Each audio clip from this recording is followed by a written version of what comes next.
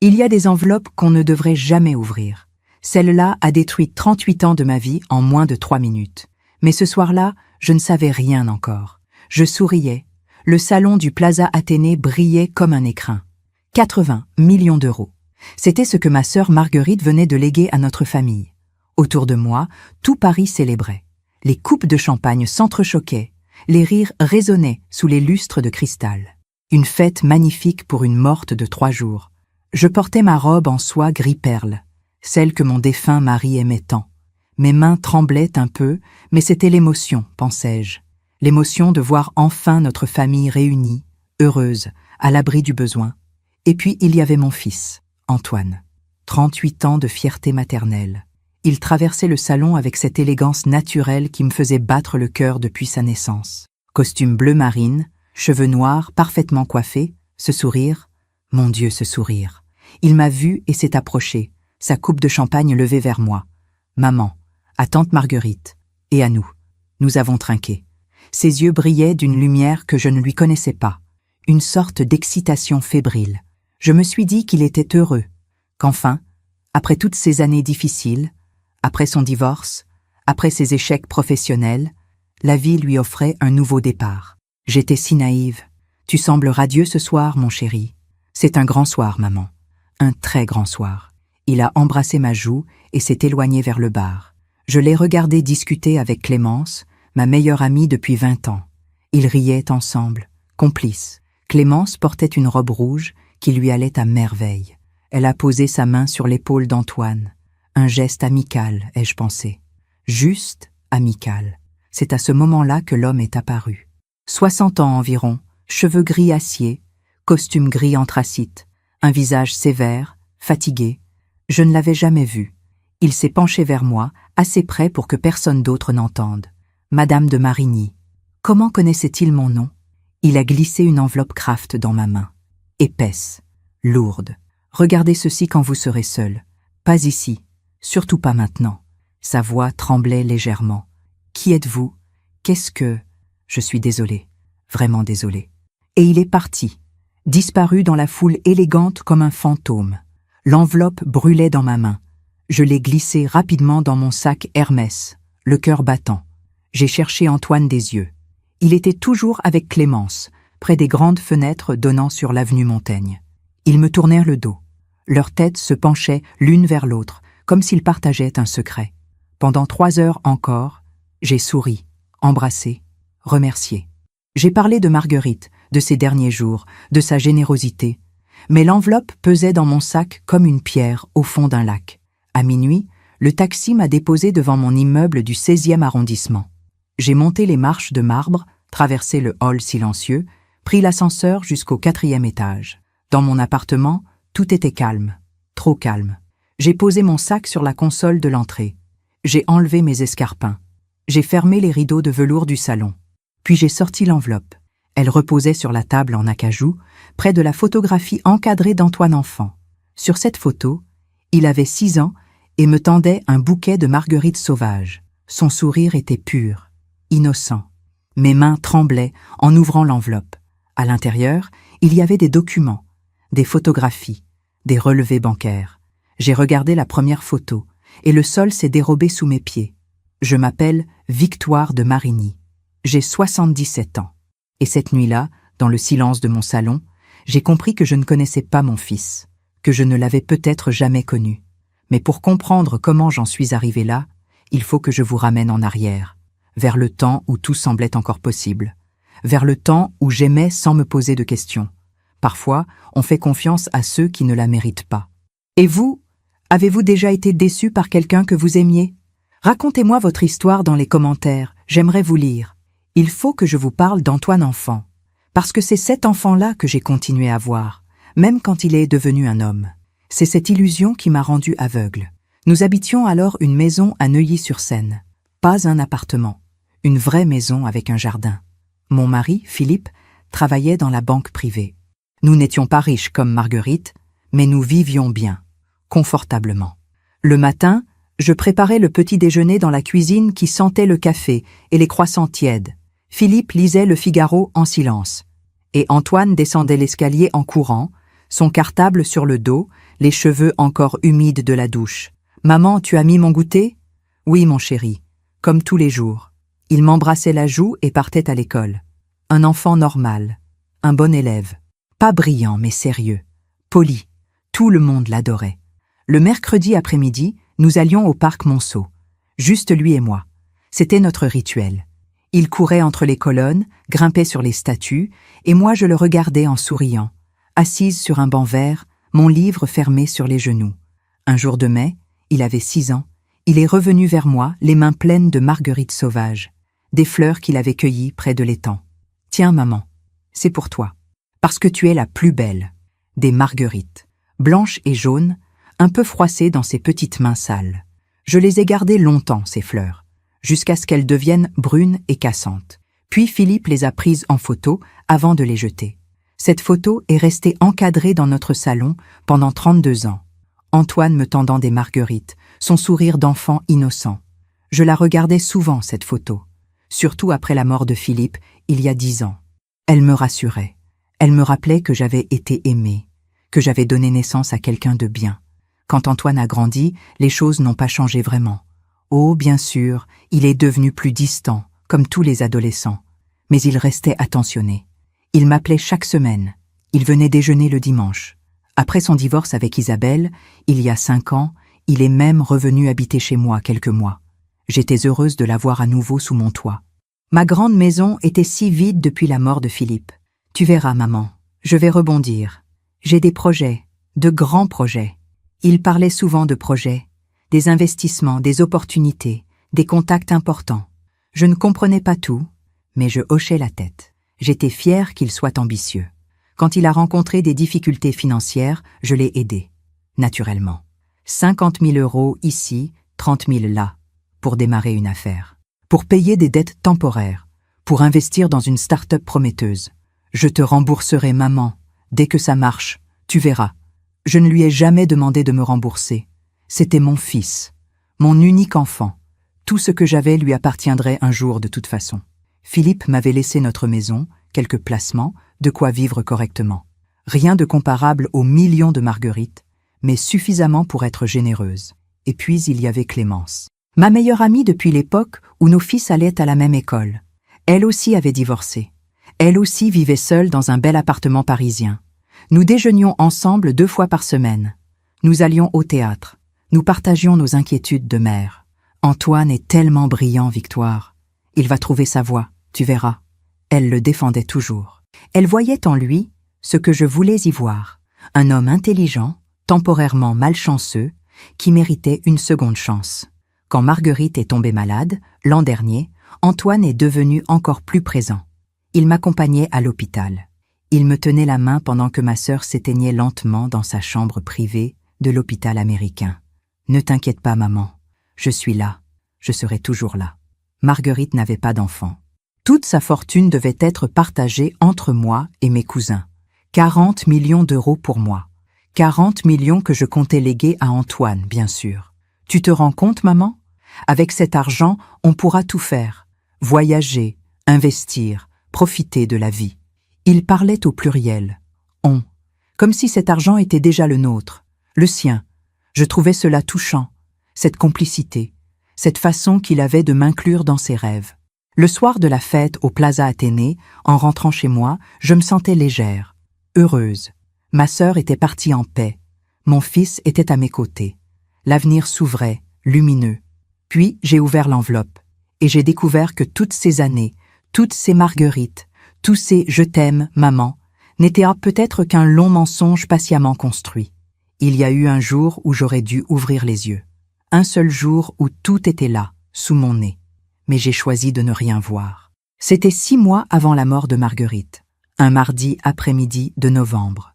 Il pleuvait sur Paris, cette pluie fine et grise qui rend les rues tristes. J'étais passée chez Antoine à l'improviste. Il habitait un appartement rue de Courcelles, dans le 17e. Un 3 pièces que je l'aidais à payer depuis son divorce. 4 000 € par mois. Une somme importante pour moi, mais je ne disais rien. Une mère ne compte pas. J'avais sonné. Pas de réponse. J'avais ma clé. Il me l'avait donnée, au cas où. J'étais entrée avec mon parapluie dégoulinant et un cake aux olives que je venais de faire. L'appartement était silencieux, trop silencieux. Antoine? Rien. Sur la table du salon, j'ai vu des papiers éparpillés, des relevés bancaires, des contrats. Je n'aurais pas dû regarder. Une mère respecte l'intimité de son fils adulte, mais mon regard est tombé sur un document. Un virement de 80 000 €. Vers un compte aux îles Caïmans. 80 000 €. Mon cœur s'est serré. Aux îles Caïmans, Antoine m'avait dit qu'il avait des difficultés financières, qu'il ne trouvait pas de travail stable, que ses projets ne marchaient pas encore. Alors d'où venaient ces 80 000 €? J'ai entendu la porte de la chambre s'ouvrir. Antoine est apparu, en peignoir, les cheveux mouillés. « Maman, qu'est-ce que tu fais là ?» Il souriait, mais son sourire était crispé. « Je t'apportais un cake. Je ne savais pas que tu étais là. » Son regard est tombé sur les papiers. Quelque chose a traversé ses yeux. De la peur? De la colère? Je n'ai pas su. Il a ramassé les documents rapidement, les a glissés dans un dossier. « Tu fouilles dans mes affaires maintenant ?» Sa voix était dure. Je ne l'avais jamais entendu me parler sur ce ton. « Non, Ils étaient sur la table. Je n'ai rien fouillé. Antoine, ces virements, c'est pour un investissement. Un gros investissement. Avec Clémence. Clémence, ma meilleure amie, investissait avec mon fils. Clémence et toi? Depuis quand? Depuis quelques mois. C'est une opportunité en Amérique du Sud. Très rentable. Elle a confiance en moi, elle. Le sous-entendu était clair. Elle, contrairement à toi. Mais tu m'as dit que tu avais besoin d'argent? C'est différent, maman. C'est compliqué. Les affaires, tu ne comprends pas. Il avait raison. Je ne comprenais pas. La finance, les investissements, tout cela était le monde de Philippe, pas le mien. Et ces îles Caïmans? C'est fiscal, maman. Légal. Parfaitement légal. Écoute, j'apprécie que tu viennes me voir, mais j'ai une visioconférence dans 10 minutes. Il me raccompagnait déjà vers la porte. Tu ne veux pas le cake? Je le prendrai plus tard. Merci, maman. La porte s'est refermée derrière moi. Je suis restée dans le couloir, le cake dans les mains, le cœur battant. Quelque chose n'allait pas. Mais quoi exactement? Le soir, j'ai appelé Clémence. « C'est vrai que tu investis avec Antoine ?» Il y a eu un silence, trop long. « Ah, il t'en a parlé ?»« Oui, c'est un projet intéressant. Immobilier au Brésil. Très prometteur. » Il ne m'avait rien dit. Tu sais comment sont les hommes, ils n'aiment pas inquiéter leur mère. Sa voix était légère, rassurante, trop rassurante. Tu lui as prêté combien? Oh, ce ne sont pas tes affaires, Victoire. Ni les miennes d'ailleurs. C'est entre lui et ses partenaires. Ne t'inquiète pas. Antoine sait ce qu'il fait. Après avoir raccroché, je suis restée assise dans mon salon, les yeux fixés sur la photo d'Antoine enfant avec ses marguerites. J'aurais dû insister. J'aurais dû poser plus de questions. J'aurais dû comprendre pourquoi un homme qui me demandait 50 000 € pour survivre pouvait en virer 80 000 au Caïman. Mais j'ai choisi de croire, de faire confiance, de me dire que je ne comprenais pas les affaires modernes. J'ai choisi de rester aveugle, parce que parfois, voir la vérité fait plus mal que vivre dans le mensonge. Et parce que j'étais sa mère, et qu'une mère veut croire en son enfant, toujours, même quand tout devrait la réveiller. Après cet épisode, j'ai décidé de ne plus poser de questions. C'était plus simple ainsi, plus confortable. Antoine m'appelait moins souvent, une fois par semaine, puis une fois toutes les 2 semaines. Quand je l'appelais, il répondait toujours gentiment, mais j'entendais dans sa voix qu'il était pressé. « Je suis en réunion, maman. Je te rappelle. » Il ne rappelait jamais. Nos déjeuners du dimanche sont devenus rares. Il avait toujours un empêchement, un rendez-vous important, un voyage d'affaires. Une fois, il m'a dit qu'il partait au Brésil pour 3 semaines. Pour le projet avec Clémence? Entre autres, oui, entre autres. Qu'est-ce que cela voulait dire? Je n'ai pas insisté. J'ai souri. J'ai dit « Bon voyage, mon chéri ». Clémence aussi était devenue étrange. Elle annulait nos déjeuners. Elle répondait vaguement à mes questions. Un jour, je l'ai croisée avenue Victor Hugo. Elle portait un manteau en cachemire neuf qui devait coûter au moins 5 000 €. « Il est magnifique, ton manteau. »« Oh, un petit cadeau que je me suis fait. Les affaires marchent bien en ce moment. »« Les affaires ?» Clémence était professeure de piano à la retraite. « Quelles affaires ?» Mais je n'ai rien dit. J'ai continué à marcher avec elle, à parler de la pluie, du froid, du concert de l'Opéra Garnier auquel nous devions aller ensemble le mois suivant. Je faisais comme si tout allait bien, comme si je ne voyais pas les regards qu'elle échangeait avec Antoine quand nous nous retrouvions tous les 3 par hasard, comme si je ne sentais pas ce silence épais qui se posait entre eux dès que j'arrivais. Un soir de janvier, Antoine m'a demandé de lui prêter encore de l'argent. 100 000 euros, maman. C'est la dernière fois, je te le promets. Après, je serai autonome. 100 000 euros. Une somme énorme. C'est pourquoi un investissement. Urgent. Si je ne saisis pas cette opportunité maintenant, je la perds. Antoine, je t'ai déjà donné plus de 200 000 euros ces 3 dernières années. Donner? Tu appelles ça donner? Sa voix était montée d'un coup. Agressive. Je croyais que tu étais ma mère, que tu me soutenais, mais en fait, tu comptes. Tu notes tout ce que tu me donnes. J'ai senti les larmes me monter aux yeux.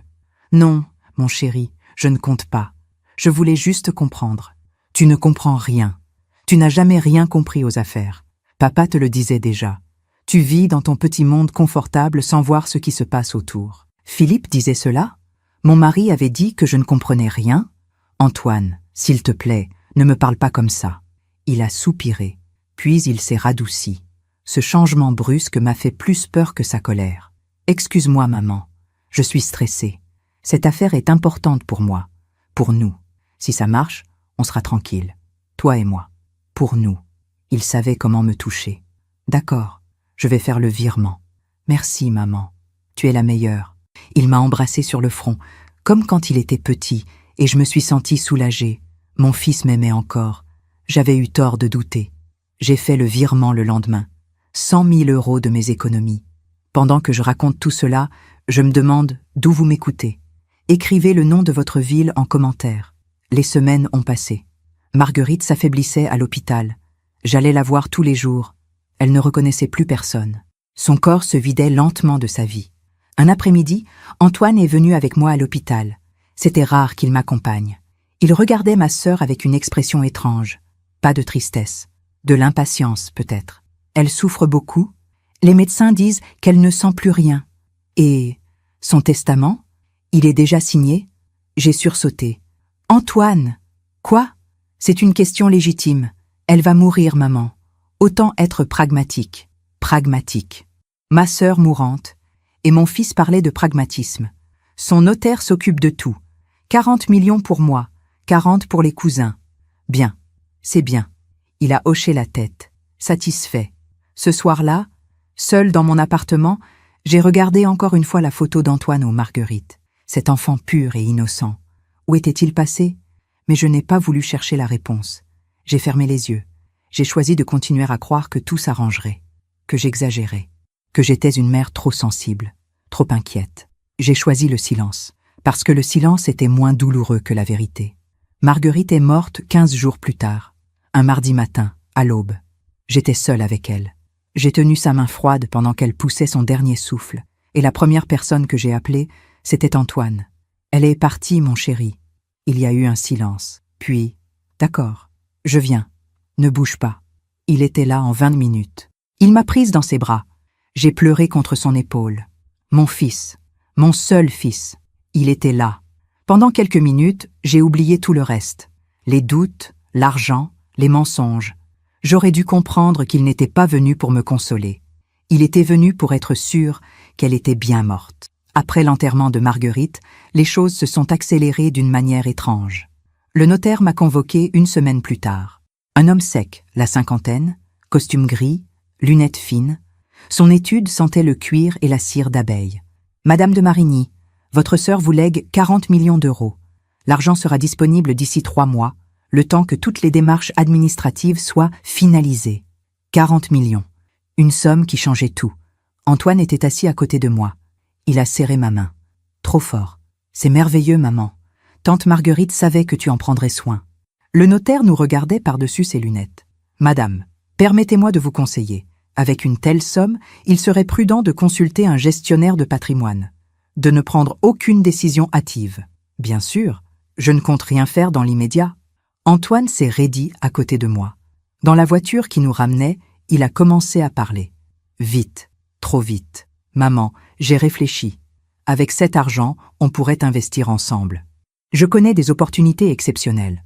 En 2 ans, on pourrait doubler la mise. Doubler? Antoine, je n'ai pas besoin de plus d'argent. J'en ai déjà plus que ce dont j'aurais jamais besoin.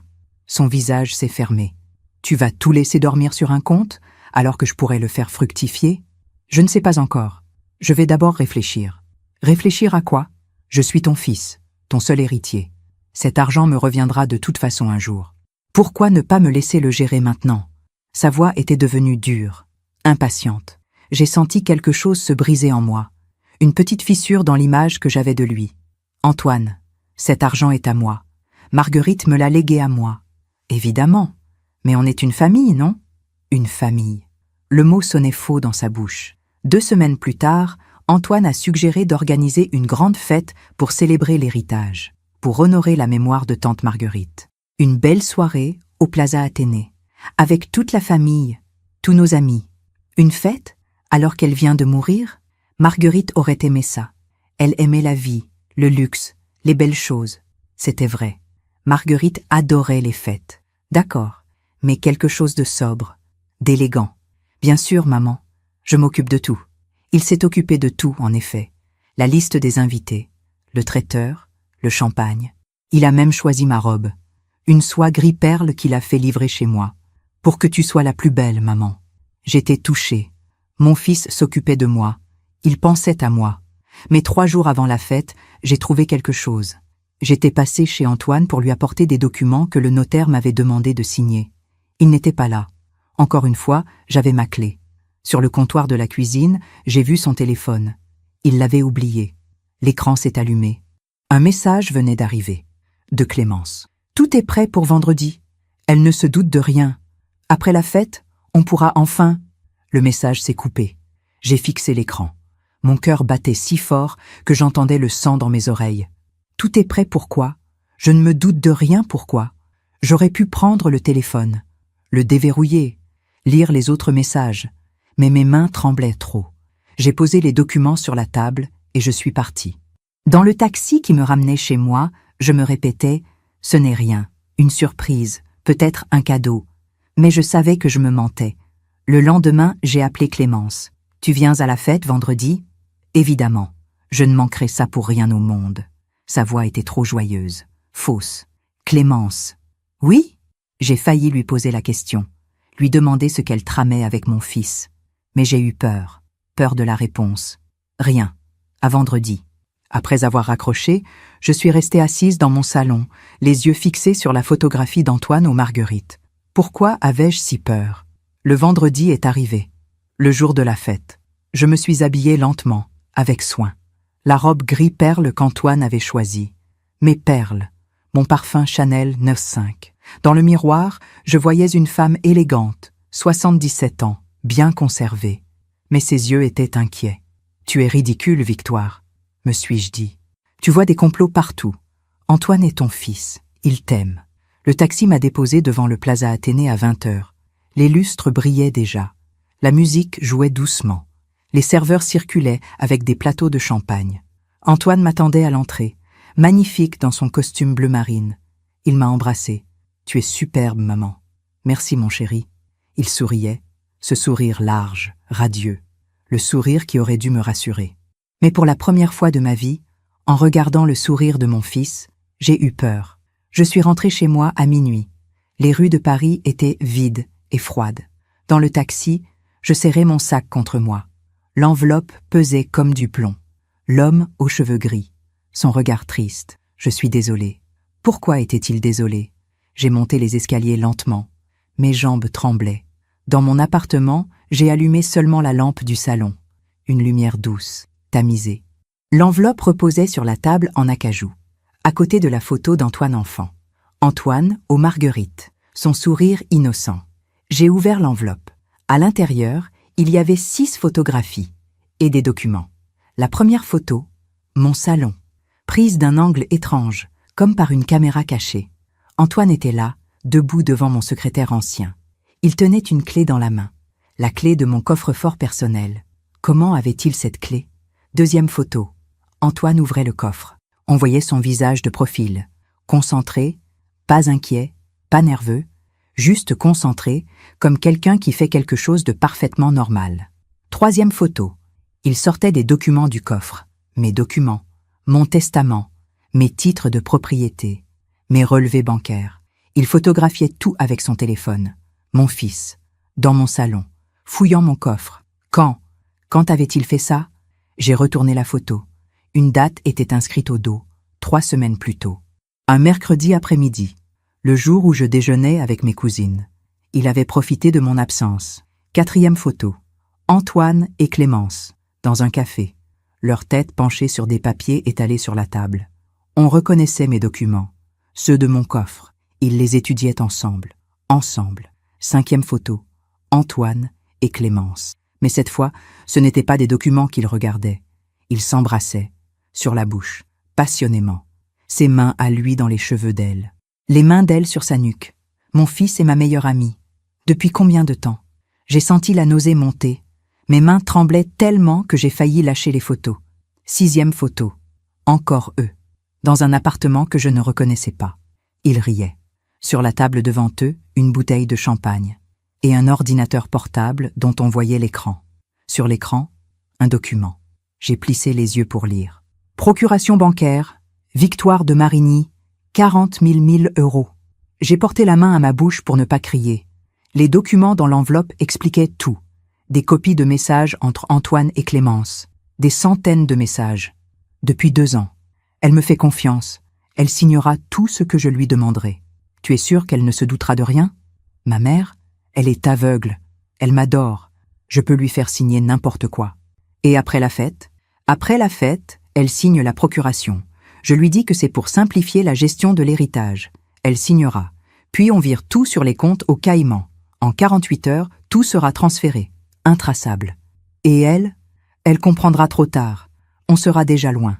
En Amérique du Sud, avec 40 millions. Elle ne peut rien prouver. Une procuration signée de sa main, c'est légal. Et si elle porte plainte? Elle ne le fera pas. C'est ma mère. Elle préférera mourir de honte plutôt que de m'envoyer en prison. J'ai lu et relu ces messages. Encore et encore. Comme si les mots allaient changer de sens. Mais non. C'était clair, cristallin, cruel. Mon fils prévoyait de me voler. 40 millions d'euros. Toute ma vie. Tout ce que Marguerite m'avait laissé. Et Clémence, ma meilleure amie depuis 20 ans. Elle était avec lui, dans son lit, dans son plan. Un autre document, un relevé bancaire des îles Caïmans. Au nom d'Antoine Laurent de Marigny. Avec déjà 300 000 euros de versés. Mon argent. Tous les virements que je lui avais faits ces dernières années, il ne les avait pas investis, il les avait cachés, préparés pour sa fuite. J'ai posé les photos sur la table, à côté de celles d'Antoine enfant, les 2 images côte à côte, l'enfant aux marguerites, l'homme au coffre-fort. Où était passé mon petit garçon? Avait-il jamais existé? Je suis restée assise dans le silence de mon salon jusqu'à l'aube, sans bouger, sans pleurer, juste immobile, les yeux fixés sur ces photographies qui détruisaient 38 ans de ma vie. 38 ans d'amour maternel, de sacrifice, de confiance aveugle, 38 ans d'illusion. Le soleil s'est levé sur Paris. Les premiers bruits de la ville ont commencé. Les voitures, les klaxons, la vie qui continuait, indifférente. Et moi, Victoire de Marigny, 77 ans, j'ai compris que je ne connaissais pas mon fils, que je ne l'avais peut-être jamais connu, que l'homme que j'avais élevé, nourri, aimé, protégé, n'existait pas, qu'à sa place, il y avait un étranger, un voleur, un menteur qui portait le visage de mon enfant. La question maintenant était simple. Qu'allais-je faire? J'ai attendu 2 jours avant de l'appeler. 2 jours pendant lesquels je n'ai pas dormi, pas pleuré non plus. Quelque chose en moi s'était éteint, ou durci, je ne sais pas. Le dimanche matin, j'ai composé son numéro. « Maman, ça va? Tu as l'air bizarre à la fête l'autre soir. » Bizarre. J'étais bizarre. « Viens déjeuner aujourd'hui. J'ai à te parler. » Aujourd'hui? Je ne peux pas, j'ai... Viens Antoine, c'est important. Il y a eu un silence. Puis... D'accord. Midi? Midi. J'ai mis la table comme d'habitude. La nappe blanche, les assiettes en porcelaine de Limoges, les couverts en argent. J'ai préparé un gigot d'agneau, son plat préféré depuis l'enfance. Pourquoi? Je ne sais pas. Par habitude peut-être, ou par ironie cruelle. Il est arrivé à midi précise, élégant comme toujours. Il m'a embrassé sur la joue. Ça sent bon. Tu me gâtes. Je ne lui ai pas répondu. J'ai servi le déjeuner. Nous avons mangé en silence. Il parlait de choses insignifiantes. Le temps, les travaux dans son quartier, un film qu'il voulait voir. Je l'écoutais à peine. Je le regardais, cet homme assis en face de moi, cet étranger. Quand il a terminé son assiette, j'ai posé l'enveloppe sur la table, entre nous, comme une bombe. Il l'a fixée, son visage a changé, tout son corps s'est raidi. Qu'est-ce que c'est? Ouvre, maman, ouvre Antoine. Il a pris l'enveloppe avec des gestes lents. Il a sorti les photos, une par une. Son visage est devenu blanc, puis rouge, puis à nouveau blanc. Le silence était épais, lourd, mortel. Qui t'a donné ça? Sa voix tremblait. Pas de honte, de colère. Un homme, à la fête. Je ne sais pas qui il est. Peut-être quelqu'un qui a une conscience, contrairement à toi. Maman, je peux expliquer... Expliquer quoi? Que tu fouilles mon coffre-fort? Que tu couches avec ma meilleure amie? Que tu prévois de me voler 40 millions d'euros et de fuir en Amérique du Sud? Ma voix était calme, trop calme, glaciale. Il a posé les photos. Il s'est passé la main dans les cheveux. Geste nerveux que je lui connaissais depuis l'enfance. Ce n'est pas ce que tu crois. Vraiment? Alors explique-moi, Antoine. Explique-moi ces messages. Elle est aveugle. Elle signera tout ce que je lui demanderai. Ce sont tes mots. J'étais en colère, En colère contre quoi? Contre le fait que je t'aime? Que je t'ai tout donné? Justement, tu m'as tout donné, comme si j'étais un enfant, comme si je ne pouvais rien faire seul. Il s'est levé. Il marchait dans le salon comme un animal en cage.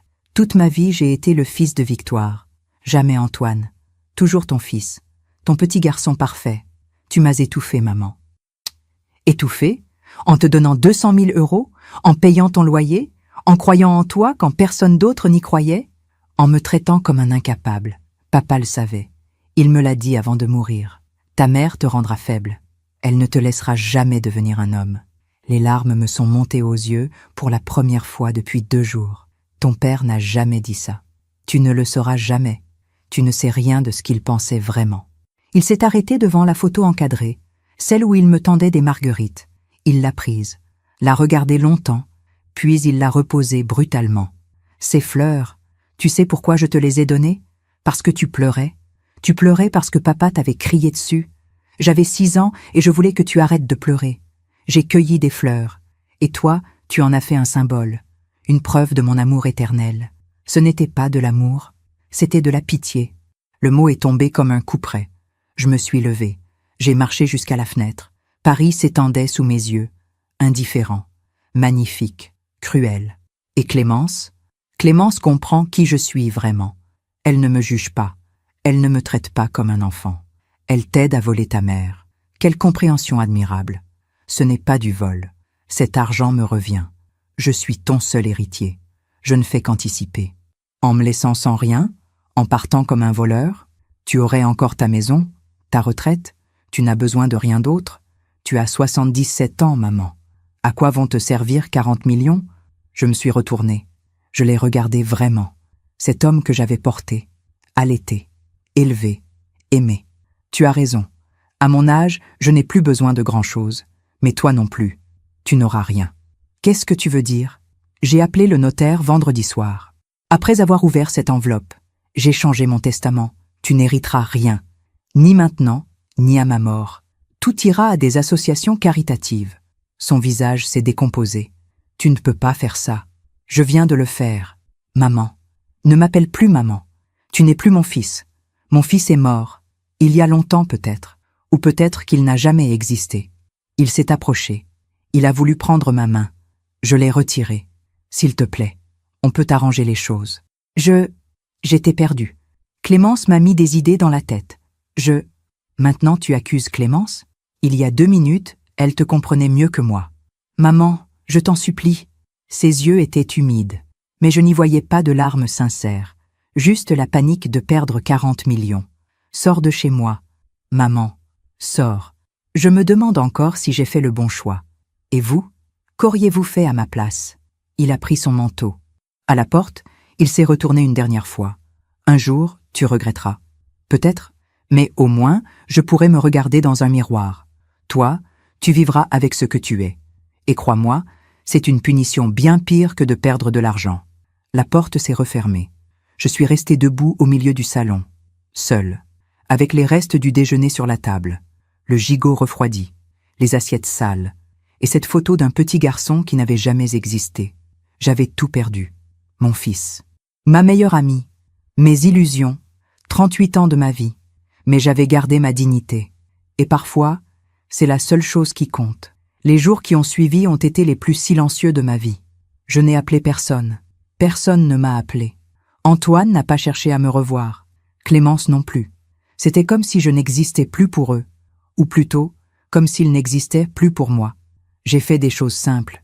J'ai rangé mon appartement. J'ai trié de vieux papiers. J'ai donné des vêtements. J'ai fait ce que font les gens qui préparent un nouveau départ.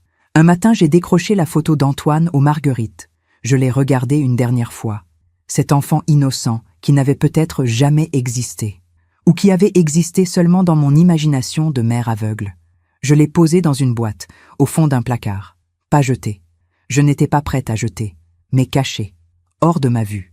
À sa place sur le mur, j'ai accroché un miroir ancien que j'avais depuis des années, mais que je n'avais jamais osé mettre. Philippe le trouvait trop grand, trop imposant. Maintenant, je pouvais me voir, vraiment me voir. Une femme de 77 ans, des cheveux blancs, des rides au coin des yeux, mais un regard clair, lucide, libre. Le notaire m'a convoqué la semaine suivante. L'argent de Marguerite était disponible. 40 millions d'euros sur mon compte. J'ai regardé ce chiffre sur l'écran de l'ordinateur du notaire. 40 millions. De quoi vivre sans vie? De quoi acheter tout ce qu'on peut acheter? Mais qu'est-ce que j'allais acheter? Du temps? De l'amour? Un fils qui m'aime vraiment? Madame, avez-vous pris une décision concernant la gestion de cette somme? J'ai souri. Oui, j'avais pris une décision. Je voudrais créer une fondation pour aider les femmes âgées victimes d'abus financiers par leurs proches. Le notaire a levé les yeux, surpris. Une fondation? Oui, avec 30 millions d'euros, pour qu'elles puissent se défendre, avoir des avocats, reconstruire leur vie, pour qu'elles comprennent qu'on peut survivre à la trahison. C'est très généreux, madame. Non, c'est nécessaire. J'ai gardé 10 millions pour moi, largement suffisant pour vivre confortablement jusqu'à la fin de mes jours, et voyager, et offrir des cadeaux aux gens que j'aimais vraiment. En sortant de l'étude, j'ai marché dans Paris. Mes pas m'ont mené au parc Monceau, notre parc, celui où Antoine cueillait des marguerites. Les marguerites étaient là, justement, blanches et jaunes dans l'herbe verte, simples, belles, innocentes. Je me suis assise sur un banc, le même banc qu'il y a 40 ans, et pour la première fois depuis des semaines, j'ai pleuré. Pas sur Antoine, pas sur Clémence, pas même sur moi. J'ai pleuré sur l'illusion perdue, sur la mère que j'avais été, sur l'amour aveugle que j'avais donné sans jamais poser de questions. Mais en pleurant, j'ai aussi senti quelque chose se libérer. Une douleur ancienne, une peur que je portais depuis toujours, la peur de ne pas être assez, de ne pas être aimé. Cette peur, je l'avais nourrie en étouffant Antoine de mon amour, en voulant être la mère parfaite, en fermant les yeux sur tous les signes. Maintenant, elle partait, avec mes larmes. Je n'avais plus besoin d'être la mère parfaite. Je n'avais plus besoin d'être aimée par celui qui ne savait pas aimer. J'avais juste besoin d'être moi, Victoire, une femme libre. Une semaine plus tard, j'ai croisé une ancienne voisine dans la rue. « Victoire, comment vas-tu? On ne te voit plus. Et Antoine ?» J'ai souri, un vrai sourire. Antoine suit son propre chemin, et moi le mien. « Oh, vous êtes… Disons que nous avons pris nos distances. C'est mieux ainsi. » Elle a hoché la tête, gênée. Elle voulait en savoir plus, mais elle n'a pas osé demander. Tant mieux. Ce n'était pas son histoire, c'était la mienne, et je la gardais pour moi. Quelques mois ont passé. J'ai voyagé. D'abord en Italie, puis en Grèce, seule. Pour la première fois de ma vie, j'ai voyagé seule. J'ai découvert que la solitude n'était pas la même chose que l'abandon, que je pouvais être heureuse sans quelqu'un qui me dise que j'étais une bonne mère. J'ai rencontré des gens, de vraies personnes, pas des masques, pas des menteurs, juste des âmes sincères qui me parlaient avec honnêteté. Et je me suis liée d'amitié avec certaines, de vraies amitiés, pas comme celles que j'avais eues avec Clémence, des amitiés sans arrière-pensée, sans intérêt. Un soir, à Athènes, assise sur une terrasse face à l'Acropole, j'ai pensé à Antoine. Où était-il? Que faisait-il? Était-il toujours avec Clémence? Je ne savais pas. Et pour la première fois, cela ne me faisait pas mal de ne pas savoir. J'avais compris quelque chose de fondamental. On ne peut pas sauver quelqu'un qui ne veut pas être sauvé. On ne peut pas aimer quelqu'un qui n'aime que lui-même. Et surtout, lâcher prise n'est pas abandonner. C'est se libérer. Antoine vivrait avec ses choix, avec ce qu'il était, avec ce qu'il avait fait. Et un jour, peut-être, la vie lui présenterait la facture. Pas moi, pas la justice humaine, mais cette justice silencieuse et implacable que les années imposent à chacun. On récolte toujours ce qu'on sème, tôt ou tard. Et moi, j'avais semé l'amour. Trop, peut-être. Aveuglément, certainement. Mais l'amour, quand même. Je récolterais autre chose que la trahison. J'en étais certaine maintenant. En rentrant à Paris, j'ai acheté un bouquet de marguerites. Je les ai mises dans un vase en cristal sur ma table de salon. Plus pour un souvenir d'enfance. Juste parce qu'elles étaient belles, simples, vraies. Comme la vie que je recommençais. À 77 ans, j'avais tout perdu. Et en perdant tout, j'avais tout retrouvé. Moi, 2 ans ont passé. 2 années pendant lesquelles je n'ai eu aucune nouvelle d'Antoine. Aucune nouvelle de Clémence non plus. C'était comme s'ils avaient disparu de la surface de la terre. Ou plutôt, comme s'ils avaient disparu de ma vie. Et ma vie continuait.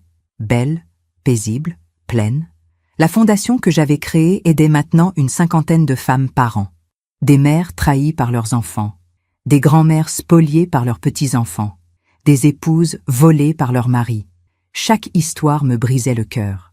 Et chaque histoire me rappelait pourquoi j'avais eu raison de dire non.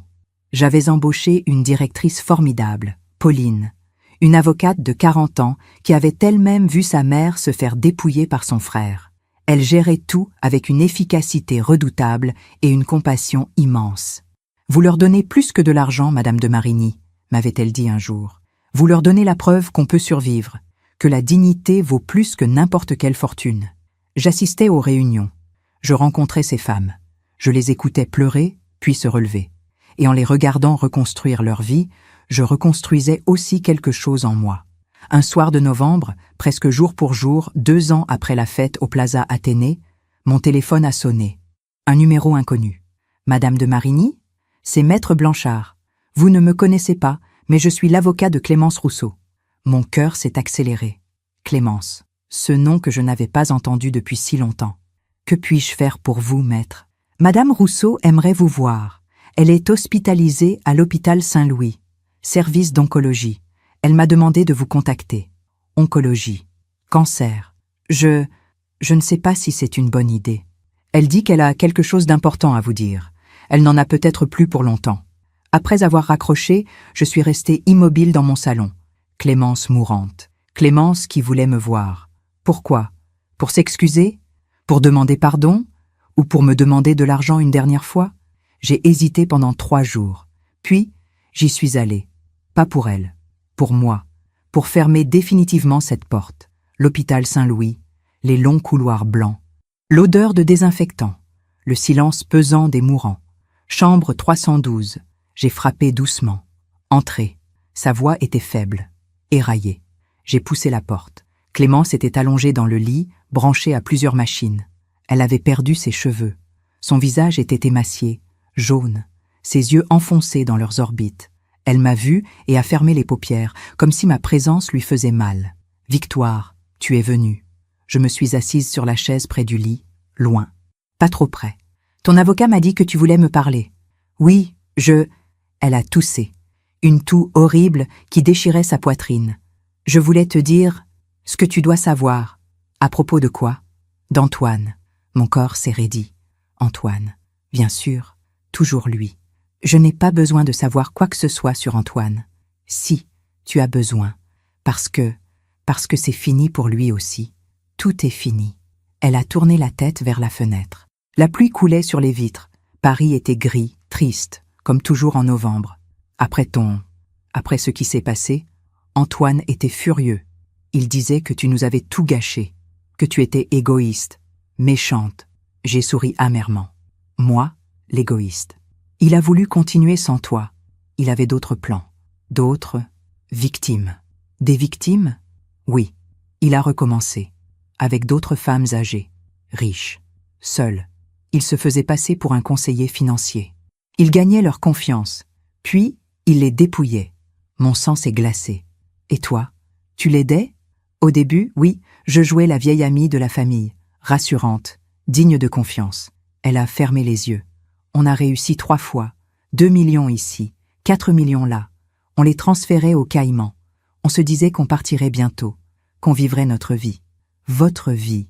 Oui, notre vie ensemble. Un rire amer lui a échappé. Je croyais qu'il m'aimait. Quel idiote. Il ne m'aimait pas plus qu'il ne t'aimait toi. Il n'aimait que l'argent. Qu'est-ce qui s'est passé?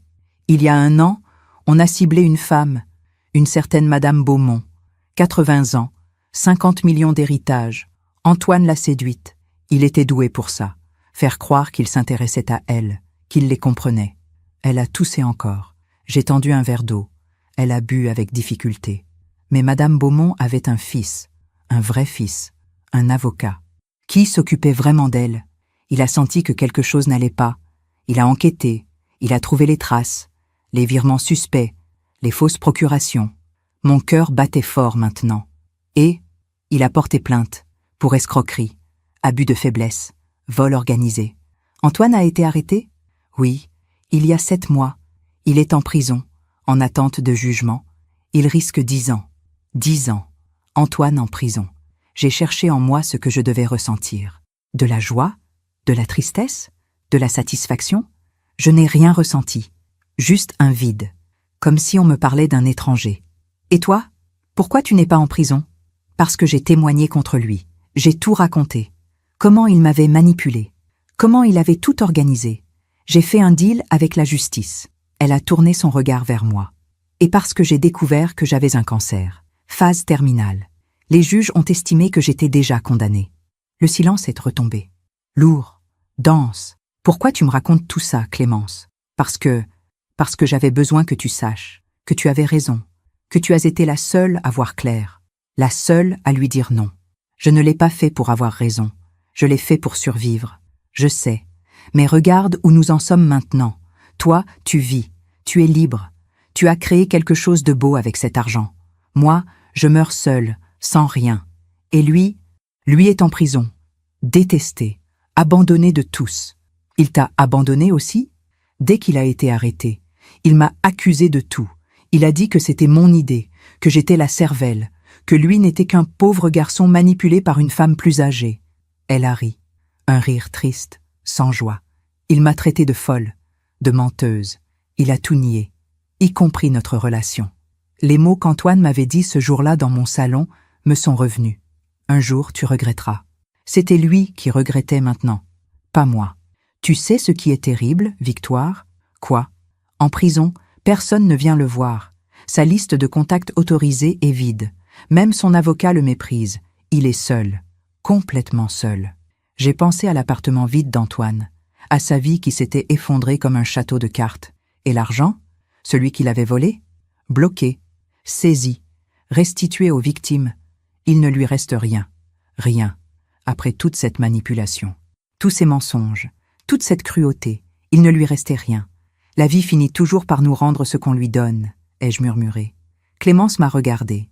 Ses yeux étaient humides. Tu me détestes? J'ai réfléchi à cette question. Honnêtement. Non, je ne te déteste pas. Je t'ai détesté. Pendant des mois. Mais maintenant je te plains. Me plaindre? Oui, parce que tu as gâché nos 20 ans d'amitié pour un homme qui ne valait rien. Tu as trahi la seule personne qui t'aimait vraiment. Pour de l'argent, pour des illusions. Elle a fermé les yeux. Des larmes ont coulé sur ses joues creuses. J'ai été stupide. Oui, tu as été stupide. Pardon, Victoire. Je ne peux pas te pardonner, Clémence. Pas vraiment. Mais je peux te laisser partir en paix.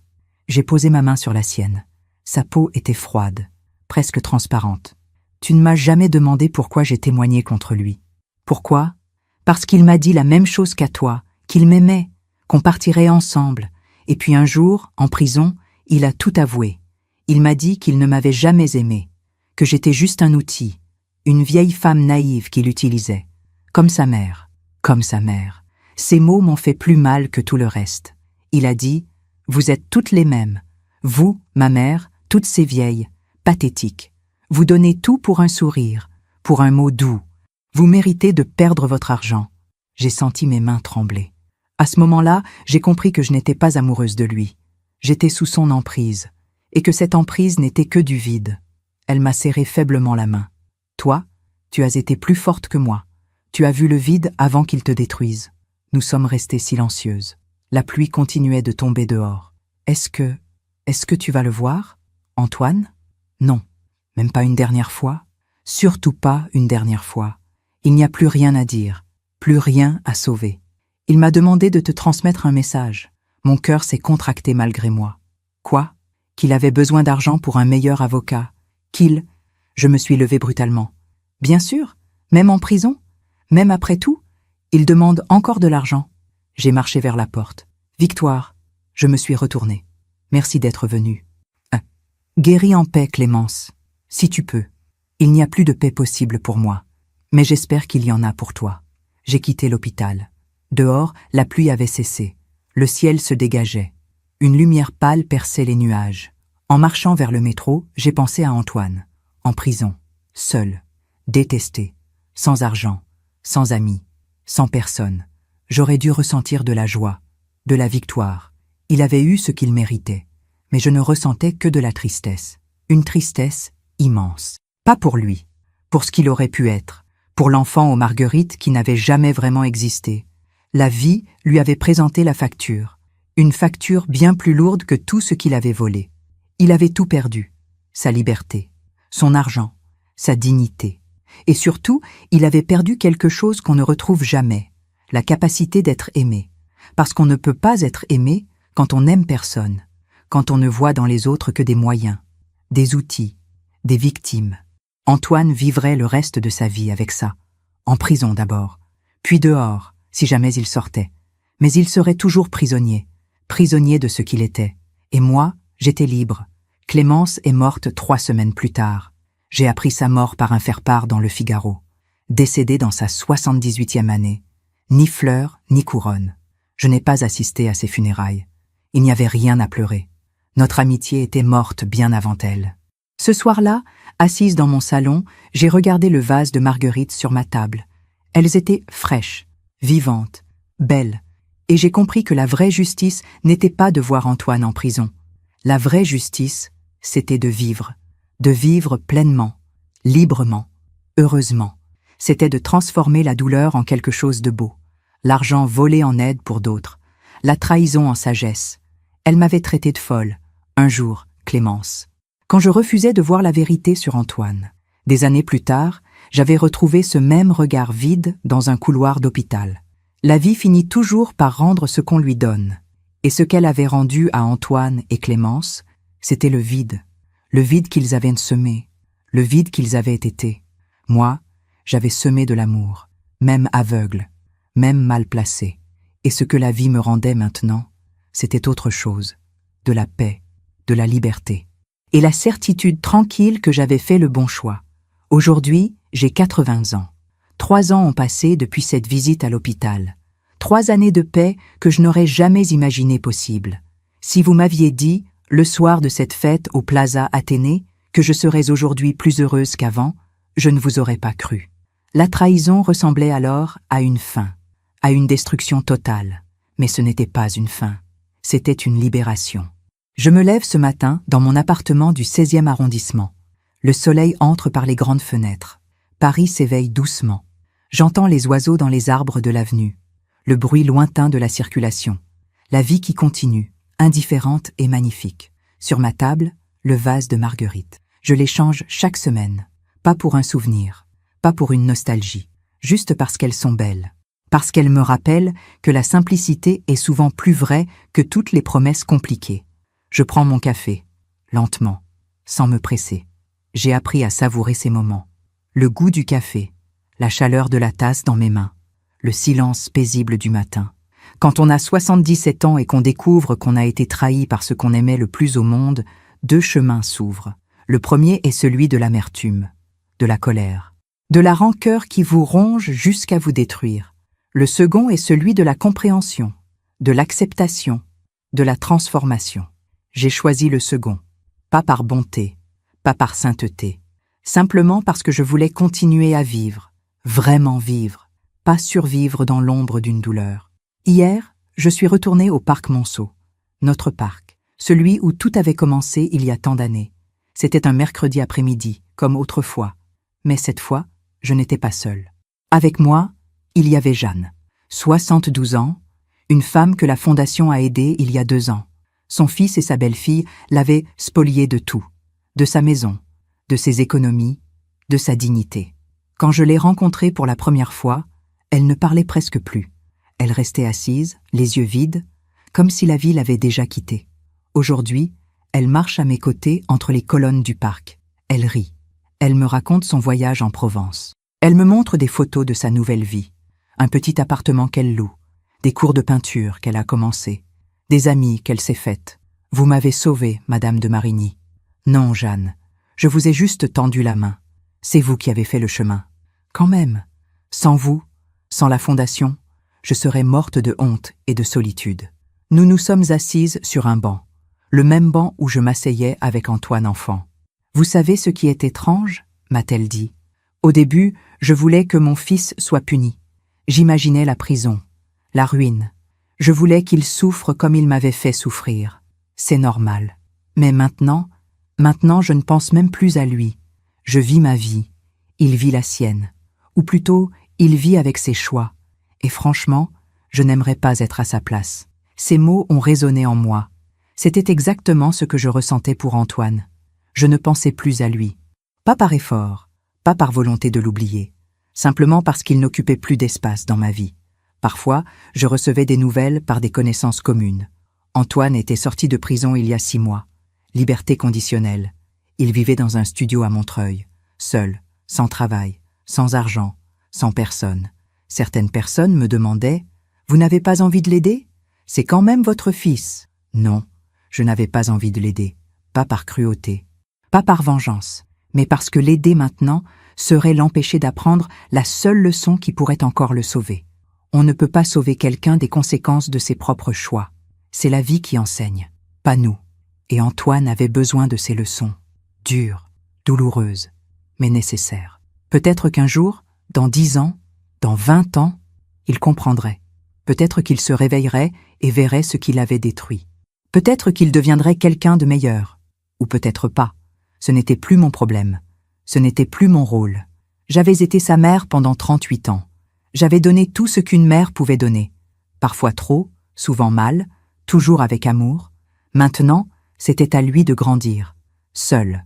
La Fondation continue de croître. Nous aidons maintenant plus de 100 femmes par an.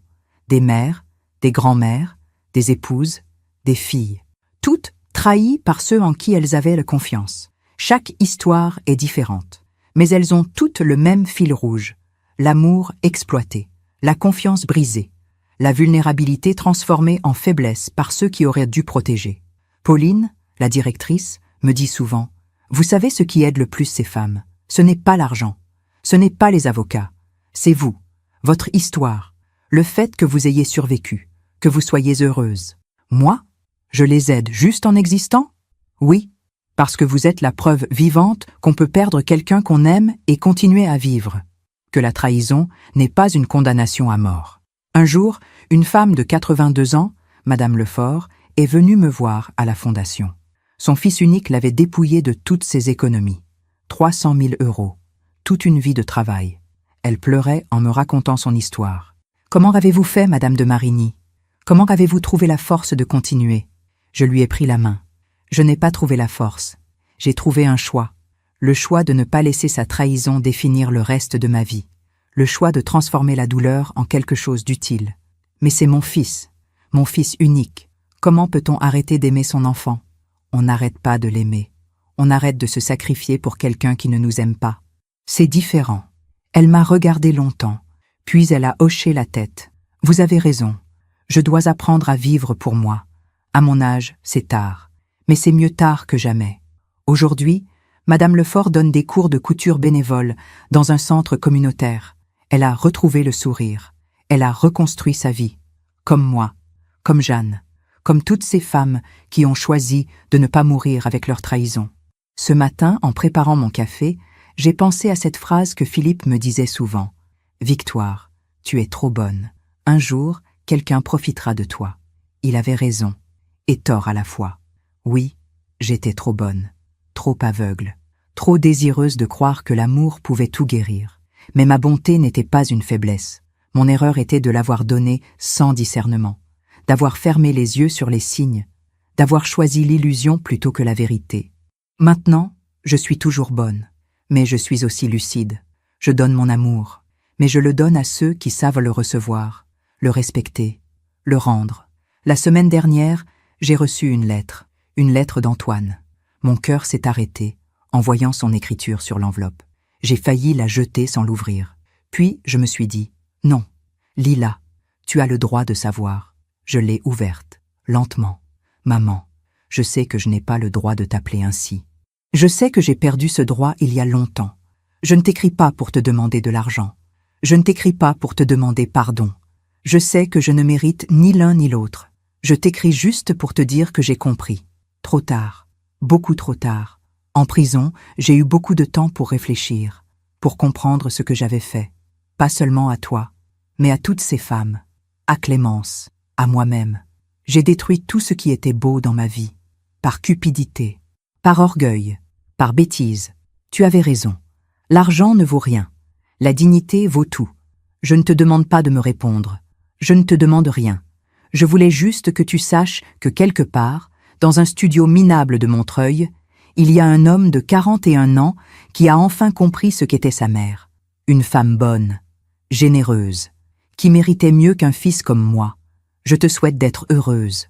Tu le mérites plus que quiconque. Antoine, j'ai lu cette lettre 3 fois. Puis je l'ai posée sur la table. Qu'est-ce que je ressentais?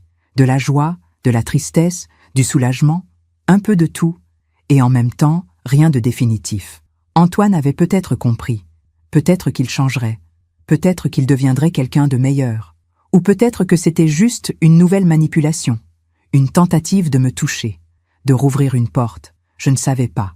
Et franchement, cela n'avait plus d'importance. J'ai plié la lettre. Je l'ai mise dans un tiroir. Je n'y ai pas répondu. Pas par cruauté, pas par rancune. Simplement parce qu'il n'y avait rien à dire. Le passé était le passé. Antoine vivrait avec ses regrets. Moi, avec ma paix. Cet après-midi, je vais à la Fondation. Nous organisons une conférence sur les abus financiers envers les personnes âgées. Des avocats viendront, des travailleurs sociaux, des journalistes aussi. Pauline me demande souvent de témoigner, de raconter mon histoire. Au début, je refusais. C'était trop intime, trop douloureux. Mais maintenant, je le fais. Pas souvent, mais quand je sens que c'est nécessaire. Parce que si mon histoire peut aider ne serait-ce qu'une femme à ouvrir les yeux, à dire non, à se défendre, alors tout cela aura eu un sens. La douleur aura servi à quelque chose. La trahison aura produit de la sagesse. La perte aura créé de la solidarité. Ce soir, en rentrant chez moi, je passerai par le marché aux fleurs. J'achèterai des marguerites fraîches, blanches et jaunes, simples et belles. Je les mettrai dans mon vase et je les regarderai en souriant. Parce que les marguerites ne mentent pas. Elles ne trahissent pas. Elles ne calculent pas. Elles sont juste ce qu'elles sont. Belles, vraies, éphémères, comme la vie devrait être. J'ai 80 ans. Je n'ai plus de fils. Je n'ai plus d'illusions. Je n'ai plus de fortune à protéger. Mais j'ai quelque chose de bien plus précieux. J'ai ma dignité, ma liberté, ma paix intérieure. Et j'ai la certitude tranquille que j'ai fait le bon choix, que dire non à Antoine était la chose la plus aimante que je pouvais faire, pour lui, et surtout pour moi. Parce qu'aimer, ce n'est pas tout accepter, ce n'est pas fermer les yeux, ce n'est pas se sacrifier jusqu'à disparaître. Aimer, c'est aussi savoir poser des limites, dire non, partir quand il le faut. Et parfois, le plus grand acte d'amour qu'on puisse faire est de laisser quelqu'un faire face aux conséquences de ses choix, même si ce quelqu'un est notre enfant. Je suis assise dans mon salon maintenant. Le soleil se couche sur Paris. Le ciel est rose et orange. Magnifique. Sur le mur, là où était la photo d'Antoine aux marguerites, il y a maintenant le grand miroir ancien. Je me regarde. Une femme de 80 ans. Des cheveux blancs, des rides profondes, mais des yeux clairs, un sourire paisible. Je me reconnais. Enfin, ce n'est plus la mère aveugle qui vivait pour son fils. Ce n'est plus la veuve qui s'accrochait aux souvenirs. C'est Victoire, juste Victoire, une femme qui a traversé la trahison et en est sortie plus forte, plus sage, plus libre. Si vous m'écoutez aujourd'hui, si mon histoire résonne en vous, je veux que vous sachiez une chose, la trahison ne vous définit pas. Ce que vous choisissez de faire après, oui, vous pouvez choisir l'amertume, vous pouvez choisir la vengeance, vous pouvez choisir de mourir lentement dans le ressentiment, ou vous pouvez choisir la vie, la vraie vie, celle qui commence quand on arrête de vivre pour ceux qui ne nous méritent pas. J'ai choisi la vie, à 77 ans. Il n'est jamais trop tard. Et si une vieille femme comme moi a pu le faire, vous le pouvez aussi. La vie est courte, trop courte pour la gaspiller à attendre que ceux qui nous ont blessés changent, trop courte pour vivre dans l'ombre d'une douleur. Vivez pour vous, aimez qui vous mérite, donnez à ceux qui savent recevoir, et laissez partir ceux qui ont choisi de partir. Même si c'est votre enfant, même si c'est votre meilleur ami, même si cela déchire votre cœur, parce qu'un cœur déchiré peut guérir. Mais une vie gaspillée ne se rattrape jamais. Voilà ce que j'ai appris. Voilà ce que je voulais partager avec vous. Merci de m'avoir écouté jusqu'au bout. Si cette histoire a touché votre cœur, abonnez-vous et activez la cloche pour entendre d'autres femmes qui ont transformé la douleur en sagesse. Chaque jour, une femme, une leçon de vie. Partagez cette histoire avec quelqu'un que vous aimez. Parfois, une histoire change toute une journée. Si mon histoire aide ne serait-ce qu'une femme à ouvrir les yeux, alors tout cela aura eu un sens. Que Dieu vous bénisse et à très bientôt.